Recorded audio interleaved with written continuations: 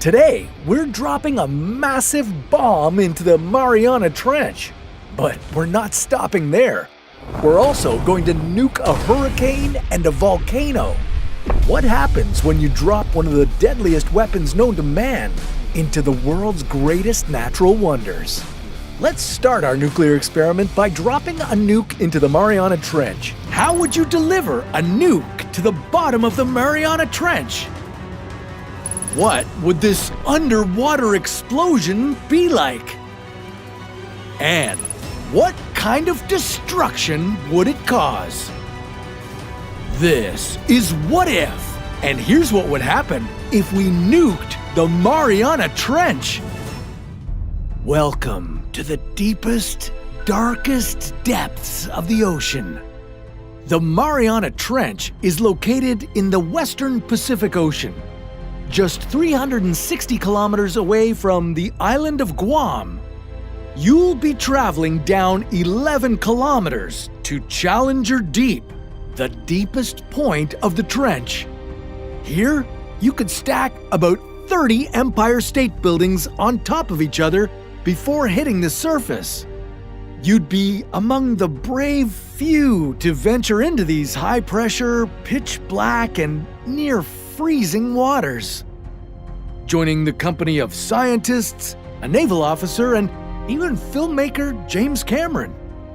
But you'll be carrying the most precious cargo of all, the biggest nuclear bomb ever made. Okay, wait, before you worry about what would happen if you exploded a bomb at the bottom of the trench, you'd want to figure out how to get it there safely. If a bomb accidentally exploded near the surface, it could be dangerous for many people. You could think of it as a massive nuclear tsunami. Waves hundreds of meters high, spreading out in all directions. This could create a hazardous situation for the islands neighboring the Mariana Trench, like Guam, Japan, or the Philippines. Luckily, these waves would behave differently than your regular tsunami waves. They would break earlier. That means they'd be smaller and less catastrophic when they reached land. But still, better to avoid this crisis and get that bomb safely down into the trench. To do this, you'd have to protect it from extremely high pressures. At the bottom of the trench, the pressure is so high, it would be like having 100 adult elephants on your head. You'd want to use a special pressure vessel to transport the bomb, just like Operation Wigwam. In 1955, the United States detonated a bomb at a depth of 600 meters. It was twice as powerful as the bomb dropped on Hiroshima.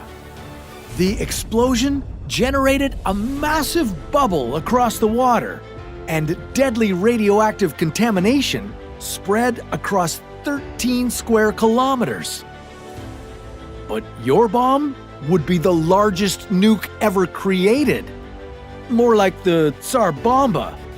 This nuclear weapon was over 3,000 times more powerful than Little Boy, the bomb dropped on Nagasaki.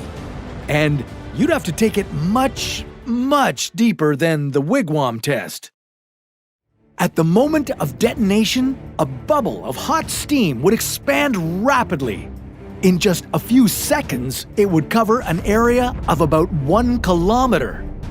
On the surface, you'd see a massive bulge in the water. But it wouldn't reach great heights. That's because you would detonate the bomb so deep that the water pressure above would cause the bubble to collapse. But within a few seconds, that bubble would shrink, then start to expand outward again.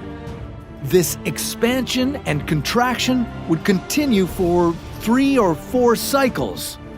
This would leave the water turbulent, hot, and mixed with radioactive debris. At least no neighboring coastal cities would have to worry about being wiped out by a tsunami. But you certainly wouldn't see the effects ending there. The increased temperatures from the explosion could create intense hurricanes.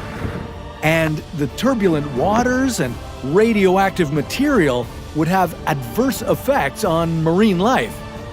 There would be mass casualties from the explosion. And deep sea fish could be blinded by the bright flash of light. Over time, you could see unexpected or surprising effects on the ecosystem near the detonation site. There are corals as big as cars after the 23 detonations at the US nuclear testing site on Bikini Atoll, not to mention an abundance of aquatic animal life. But you could see mutations of marine life after a while. Now, that's what would happen if we nuked the Mariana Trench, but let's move our nuclear weapons from the sea all the way to the sky. Let's nuke a hurricane.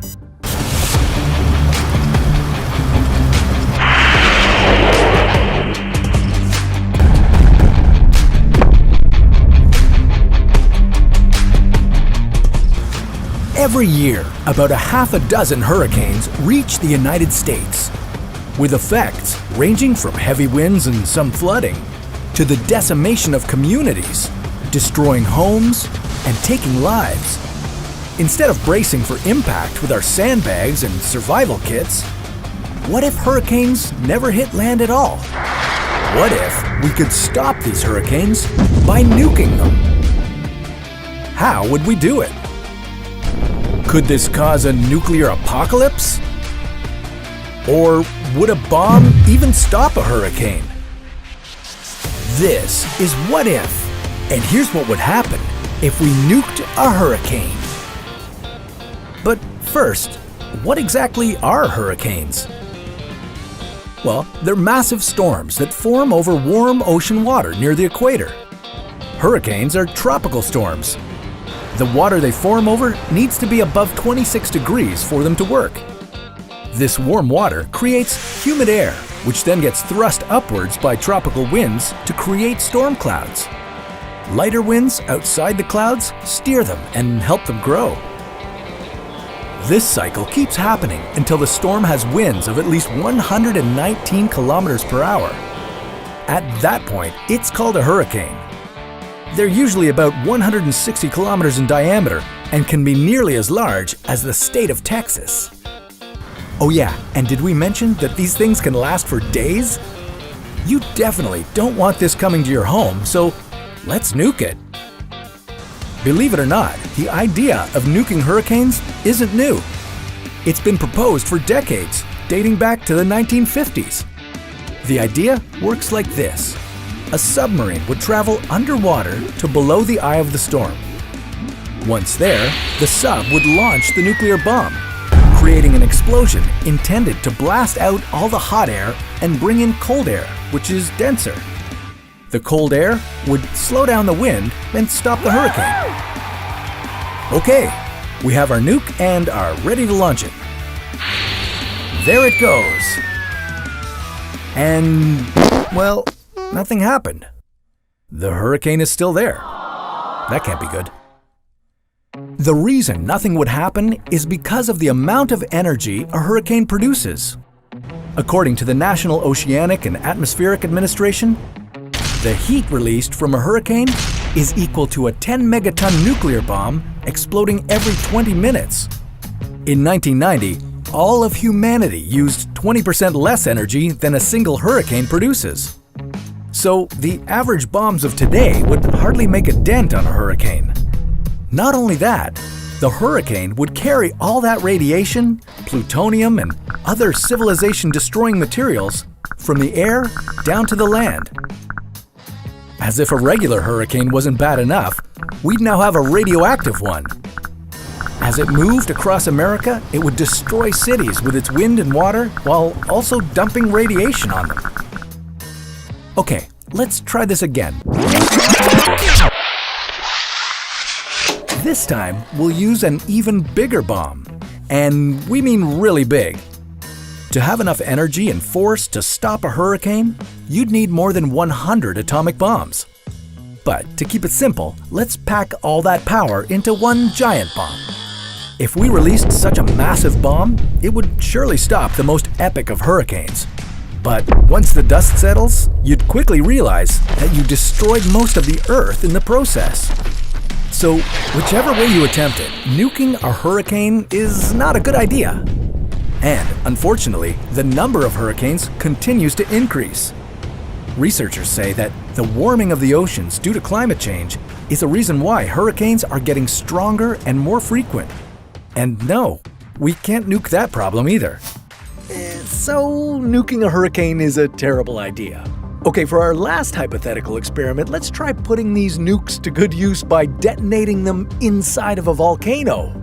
What happens next? Volcanoes.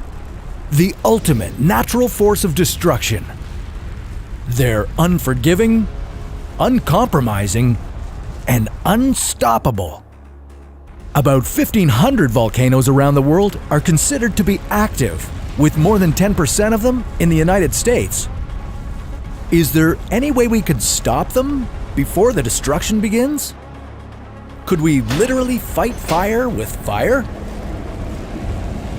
What if we nuked an active volcano?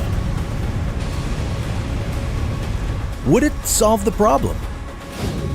Or make it way worse? This is What If, and here's what would happen if we nuked an active volcano. Volcanoes are as cool as they are terrifying. They are an incredible force of nature, capable of destroying our lives on their path of destruction. But could we give them a taste of their own medicine? How could we nuke such a fiery inferno? Well, we'd need to bring out the big guns.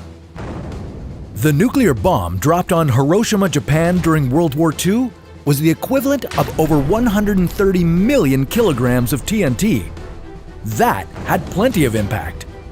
Could we use something like it to blow a volcano to smithereens? First, we'd have to figure out the target. While it's difficult to predict when a volcano will erupt, there are some warning signs. Watch for things like tiny earthquakes, releases of steam and other gases from the volcano's mouth, and bulging from the sides. Sounds like my last date. That being said, whether the volcano will erupt is still a massive educated guess. So let's say that our scientists locked on to an active volcano that's ready to blow. It would be a miracle if they could coordinate with the military fast enough to try and stop it. Ideally, we'd be able to predict it a few days before the volcano was about to explode. This would provide more than enough time for people to pack up their belongings and evacuate without causing the kinds of highway traffic jams we see during hurricanes, tsunamis, and other disasters. With everyone out of harm's way, geologists, volcanologists, and weapons experts would determine any weak spots on a volcano's sides that could be hit effectively. Next, a highly trained crew of pilots would fly over the volcano, drop their payload, and get the heck out of Dodge. If things worked perfectly, as in if they used the exact right amount of explosives and hit the perfect spot in exactly the right way, the top of the volcano would crumble into itself, keeping the magma mostly underground. There might still be some seepage around the base of the volcano, but it wouldn't be anything like how the eruption would have played out naturally. But if we're being honest, it would be like trying to put out fire with gasoline. Geologists warn that trying to bomb a volcano might actually make things worse. A lot worse. The explosion of the bomb, mixed with the buildup of pressure inside a volcano, could amplify the eruption. The force would release even more ash and lava, spreading it even further than it would have gone with the volcano's own power.